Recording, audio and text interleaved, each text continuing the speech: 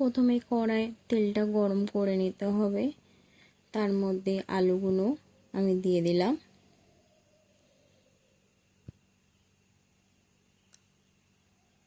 আলুগুলো দিয়ে দেওয়ার পরে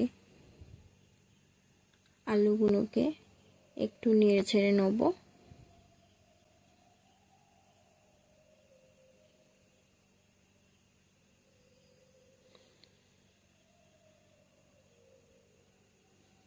আর আলুগুলোকে একটু ভালো করে ভেজে নিতে হবে।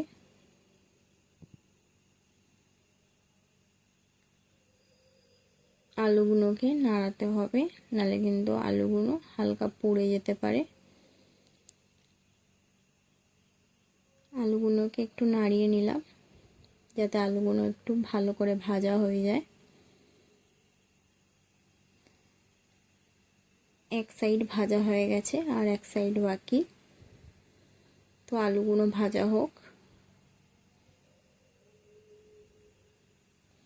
আলুগুলোর মধ্যে একটু নুন দিলাম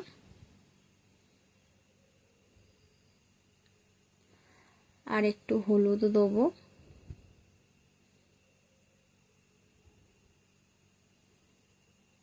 এখনই নুন হলুদটা দিয়ে নিতে হবে তরকারির মধ্যে, আমি কিন্তু আর নুন হলুদ ইউজ করব না।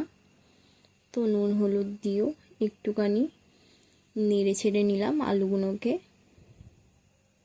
যাতে নুন হলুদটা আলুর মধ্যে মিশে যায়। দিয়ে আলুগুলোকে আরেকটু ভেজে নিতে হবে লাল লাল করে বেশ। তার মধ্যে কুমড়োগুলোও আমি দিয়ে দিলাম।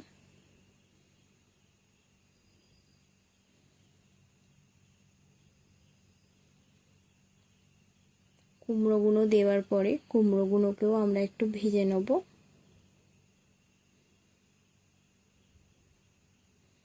ভালো করে একটু নাড়িয়ে চাড়িয়ে ভেজে নেব কুমড়োগুলোকেও আমরা। এবার কুমড়োটা ভাজা হয়ে গেছে, তার মধ্যে একটু আদা রসুন বাটা আর একটু পেঁয়াজ বাটাও দিয়ে দিলাম আমরা। আমি কিন্তু আদা রসুন পেঁয়াজটা একসাথেই বেটেছিলাম। তো আদা রসুন বাটা আর পেঁয়াজ বাটাটা আমি দিয়ে নিলাম। দিয়ে আবার একটু ভালো করে নাড়তে হবে যাতে আদা রসুনের তীক্ষ্ণ গন্ধটা চলে যায়।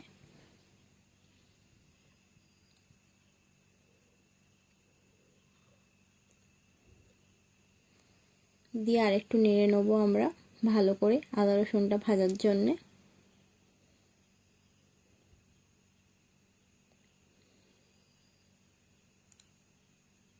মশলাটা যাতে পুড়ে না যায় ভালো করে নাড়তে হবে।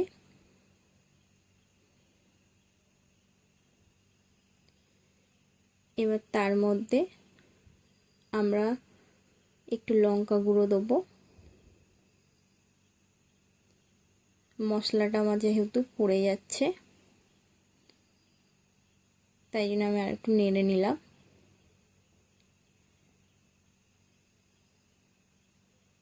তার মধ্যে একটু জল দিয়ে নিলাম যাতে মশলাটা আর পুড়ে না যায়। দিয়ে ওইটাকে ভালো করে নেড়ে নিলাম।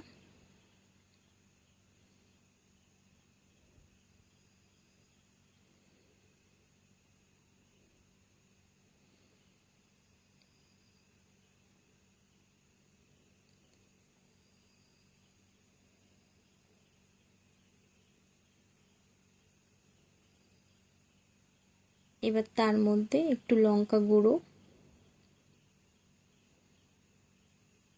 একটু জিরে গুঁড়ো, এখানে আমি 1 চামচ মতন জিরে গুঁড়ো দিয়েছি। দিয়ে মশলাটাকে আর একটু নাড়িয়ে ছাড়িয়ে নেব যাতে কোনোটার কাঁচা গন্ধ না থাকে।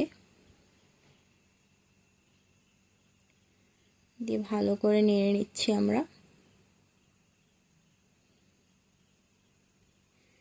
নেড়ে নেওয়ার পরে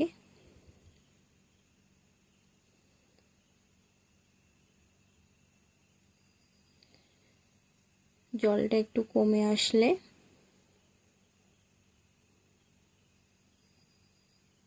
আর একবার আমি নেড়ে নেব যাতে মশলাটা ভালো করে ভাজা হয়ে যায়।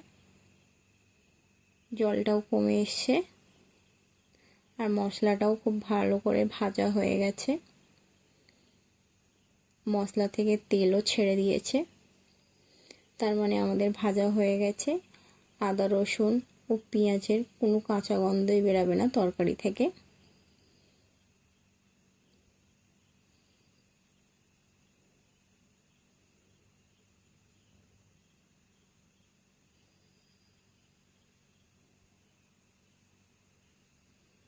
জলটা আমি আর একটু শুকনো করে নেব যাতে আদা রসুনের গন্ধটা না বেরায়।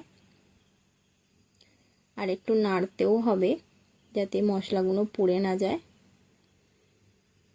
ভালো করে নাড়তে হবে কিন্তু, যাতে মশলাটা আমাদের পুড়ে না যায় সেটা মনে রাখতে হবে। তার মধ্যে এবার আমি জল দিয়ে নিলাম পরিমাণ মতন, কারণ আমাদের আলু কুমড়োটা আমরা ভালো করে ভেজেছিলাম। এবার জলটা যখন ফুটে আসবে তার মধ্যে আমরা মাছগুলোও দিয়ে নেব। এই যে মাছগুলো আমি দিয়ে নিলাম।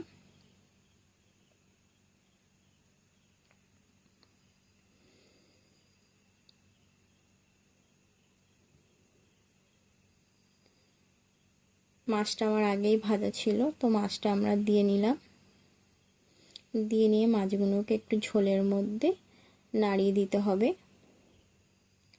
যাতে ঝোলটা মাছের গায়েও লাগে। দিয়ে এবার আমরা সব কিছু ঢাকা চাপা দিয়ে দেবো যাতে আলু কুমড়োটা আর ভালো করে সিদ্ধ হয়ে যাক। এই যে ঢাকা দিয়ে দিলাম। এবার এইটা 10-15 মিনিট থাকবে। এই যে আমার তরকারি হয়ে এসছে।